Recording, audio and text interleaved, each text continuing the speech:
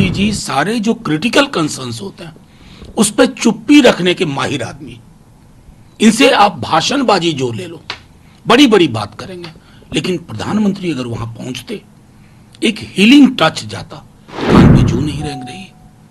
राजाओं महाराजाओं वाली आदतें हम किसी के नहीं सुनेंगे। वॉकआउट कभी भी एक एक्सट्रीम स्टेप होता है, क्यों लिया जाता है? मणिपुर का जिक्र किया और उन्होंने कहा कि वहां पर हालात तेजी से बदल रहे हैं।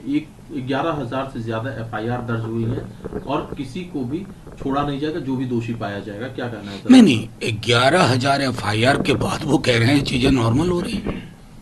अगर नॉर्मल हो रही हैं तो देश के प्रधानमंत्री मणिपुर क्यों नहीं जा रहे हैं? क्या ये उनकी जिम्मेवारी नहीं बनती है?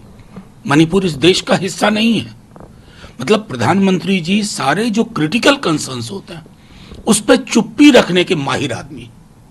इनसे आप भाषणबाजी जो ले लो, बड़ी बड़ी बात करेंगे, लेकिन प्रधानमंत्री अगर वहां पहुंचते, एक हीलिंग टच जाता। 1.25 साल से यही चीज हम लोग कह रहे हैं, कान पे जू नहीं रेंग रही। राजाओं महाराजाओं वाली आदतें हम किसी के नहीं सुनेंगे। और क्या कहूं? खड़गे साहब कह रहे हैं कि प्रधानमंत्री जी गलत तथ्य सदन के सामने रख रहे थे, लेकिन ये जो वॉकआउट का रास्ता है इसको सत्ता पक्ष क्रिटिसाइज कर रहा है।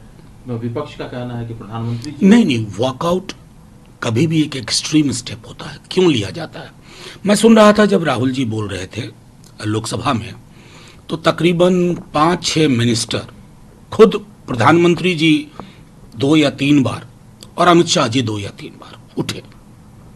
उसी तरह के क्लैरिफिकेशन की हमें आवश्यकता थी। एलओपी का पद बहुत गरिमामय पद होता है, उनको मौका मिलना चाहिए था क्लैरिफाई करने के लिए, क्योंकि प्रधानमंत्री जी की आदतों में शुमार है मैं कुछ भी बोल के निकल जाऊं, कोई उस पर इंटरवीन ना करे, कोई उसको रोकने की कोशिश ना करे। तो ये चीजें संसदीय लोकतंत्र में नहीं चलती। पक्ष और विपक्ष मिलकर संसद बनती है, और 240 वाला जो मैंडेट है ना प्रधानमंत्री जी, वो संदेश है लोकतंत्र में सामूहिकता को बहाल कीजिए। आप एनडीए बोलने लगे, अब मोदी नहीं हो रहा है, तो उसी तरह से ये भी सोचिए कि विपक्ष आपका शत्रु नहीं है, वो इंटरवीन करेगा, आप संतुष्ट नहीं है फिर क्लैरिफाई करिए। ये पद्धतियां हैं।